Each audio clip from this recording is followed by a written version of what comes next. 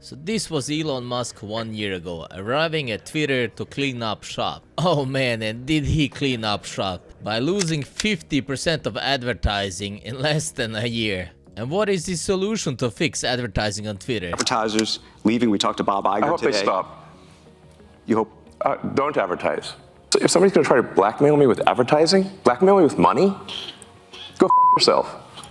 Was this really a smart thing to say?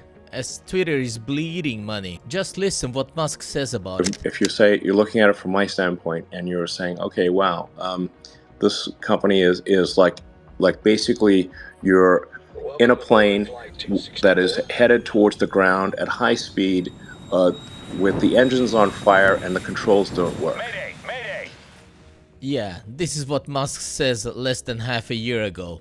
And after that, they lost 50% of their advertisers, lost 66% of their value, while they have a ton of debt and need every advertiser penny. And then he goes and tells the advertisers, don't advertise. You don't want them to advertise? No. What do you mean? Go f yourself. but Musk, have you forgotten? Twitter has 12 billion in debt. How has he forgotten this? Fuck yourself. Because of the nature of this transaction, where there's $12.5 billion of debt and the Fed rate has been going crazy, there's on the order of $1.5 billion-ish of debt servicing that's required. So we're talking about like net cash outflow, if you didn't make any changes, of on the order of like $6.5 billion next year, with revenue probably tracking to $3 billion. So that's like a negative cash flow situation of $3 billion a year. Not good. How has Musk forgotten they need 1.5 billion just to break even per year? He couldn't have forgotten, could he? So I will certainly not pander. And Jonathan, like, the only reason I'm here is because you are a friend. Like, what was my speaking fee? You're not making any. First Exactly. of all, I'm Andrew, but Yeah, sorry. it's okay. Second of all, we've known each other for a very long time. Andrew Sorkin. And Jonathan, like, First of all, I'm Andrew, but yeah, sorry. it's okay. But I'm not gonna nitpick over this. This is an honest mistake. Can happen to everyone. I mean, to finance Twitter, he has to sell more Tesla stocks. The other option is that everybody subscribes to Twitter, pays him a monthly subscription. So Twitter needs around 64 million subscribers to replace ad revenue. As of today, they only have 640,000 premium subscribers, which is quite low. And he also has banned Tesla critics. And that's not freedom of speech, is it? Looks like he only cares about free speech if you don't criticize him. So let's go back to the interview. How do you think then about the economics of X? If part of the underlying model, at least today, and maybe it needs to shift, maybe the answer is it needs to shift away from advertising. If you believe that this is the one part of your business where you will be beholden to those who have this view, what do you do? F-Y. I understand that, but there's a reality too, right? Like, watch this carefully. Listen one more time, carefully. I understand that, but there's a reality too, right? Did you see it? He's starting to question what is Musk's reality. It's so strange, like, look at his eyes after he says it. And these guys have been friends for a long time. And he should know Musk, right? I understand that, but there's a reality too, right? Take Quaaludes 10 to 15 times a day for my back pain, Adderall to stay focused, Xanax to take the edge off, pot to mellow me out, cocaine to wake me back up again, and morphine, well, because it's awesome. More to make them. Yes, no. I mean, Linda Yaccarino's right here, and she's got to sell advertising. Absolutely. So, Watch now when reality hits him. no, totally. No. Actually, what this advertising boycott is going to do, it's going to kill the company.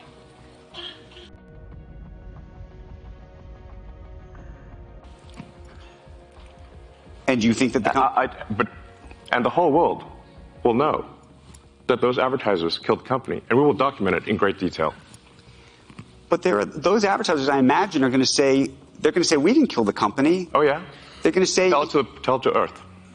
But they're going to say, Elon, that you killed the company because you said these things and that they were inappropriate things and that they didn't feel comfortable on the platform, right? That's what they're going to say. And let's see how Earth responds to that.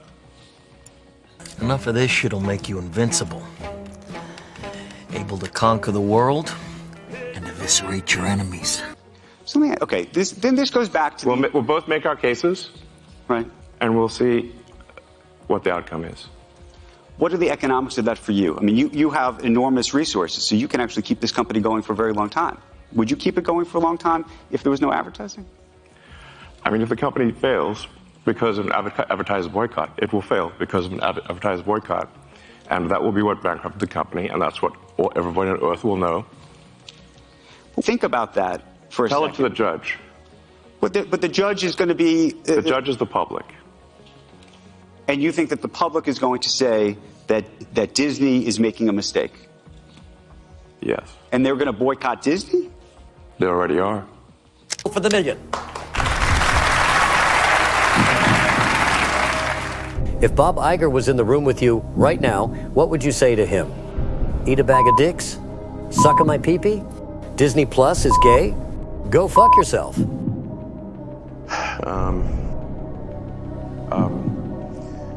I'd like to use one of my lifelines and phone a friend. Okay, who would you like to call? I'd like to call Bob Iger. All right. Our friends at AT&T will get Bob Iger on the line, and we'll see if he can help you.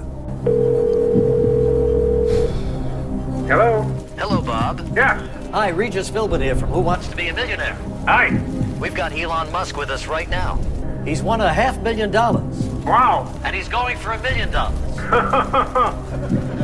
And he needs your help to get there. Okay. So, he's going to come on the line, read a question, 4 possible answers. One of them is the right answer. Elon, you've got 30 seconds. Starts right now. Hey, Bob. Hi. I don't really need your help. I just wanted to let you know that I'm going to win the $1 million.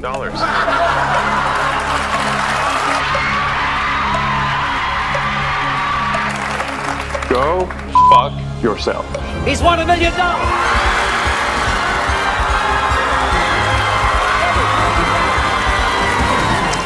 Bob, he's the CEO of Disney. At first I thought they were losing money and customers due to their push for LGBT. But now I think there are many other reasons for it.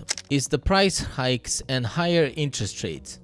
And due to higher rates, people are starting to cut back. The first thing they will cut back on is all the stuff you really don't need. If people have a lot of debt and interest rates have gone from 0 to almost 5%, they're gonna cut back on things. First thing they cut back on is subscriptions and probably restaurants, going out, cause it's expensive and you don't really need it, right? You can cook at home. And if they need to cut more, they will probably cut down on traveling. And if they don't cut it to 0, they're gonna cut it a lot and then go to the cinema or watch streaming.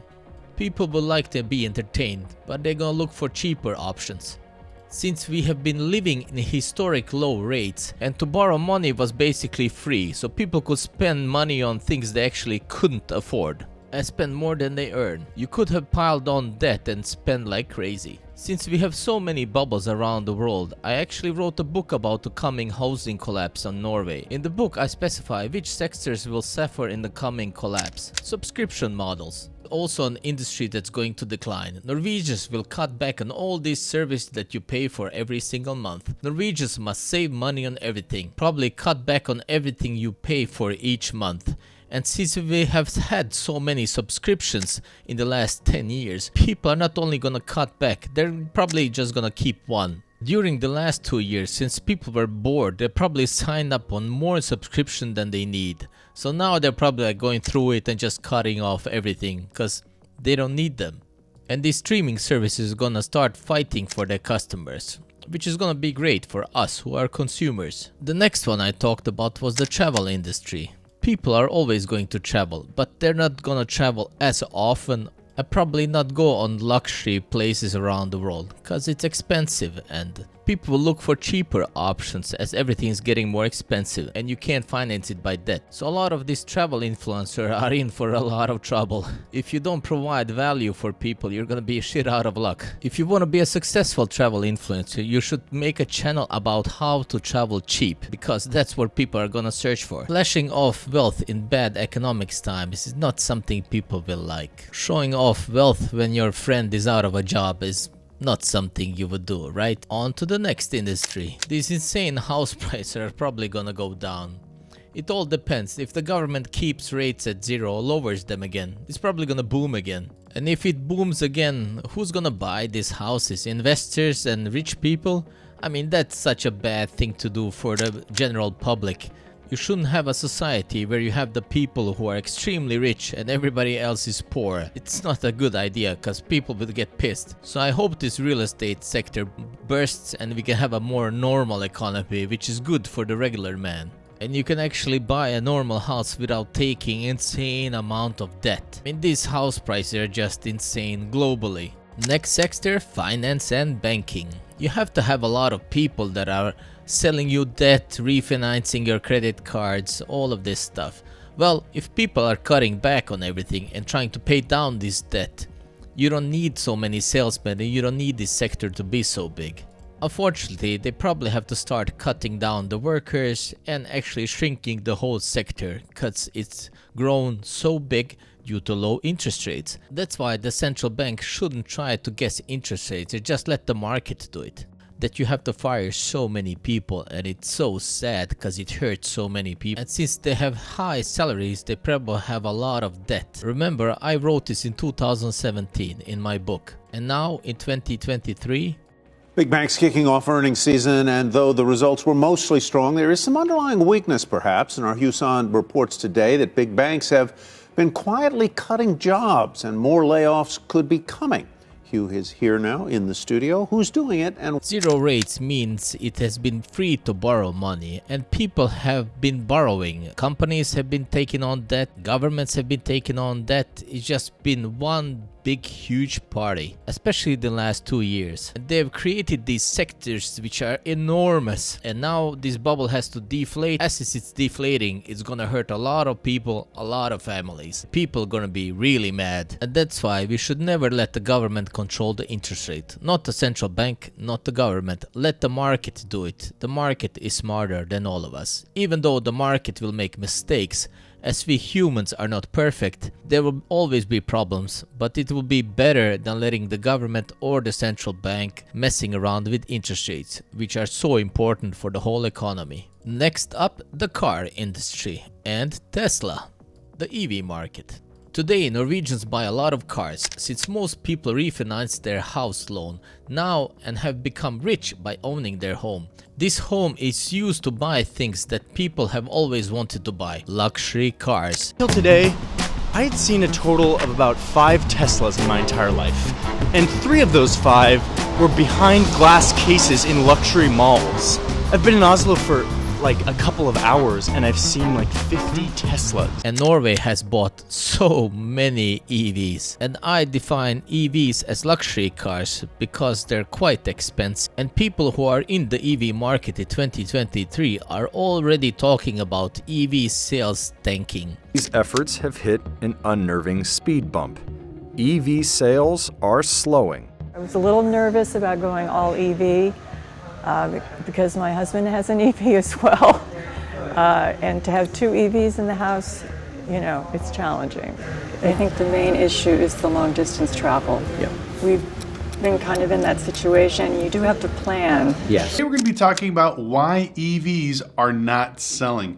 Now, sales are down around 40% across the board. The average days on market for an EV is hovering around 110 days, which is triple than what it was about a year ago, which is absolutely insane. This guy, Lucky Lopez, has the best channel about cars. So follow him if you want to see what's happening in the car market. So what else is Lucky saying? Why a lot of people are no longer wanting to buy EVs, why people are actually walking away from their allocations, and some of the things that are changing people's mind when it comes to buying a new EV. Now, it's no surprise that luxury items are on the downturn. We've seen all kinds of luxury vehicles drop the fastest in price. We've seen other luxury items like watches drop significantly. All these other things because the money is simply not out there.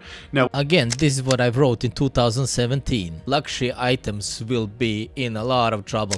We've seen other luxury items like watches drop significantly. The heads up on how the actual EV market is doing.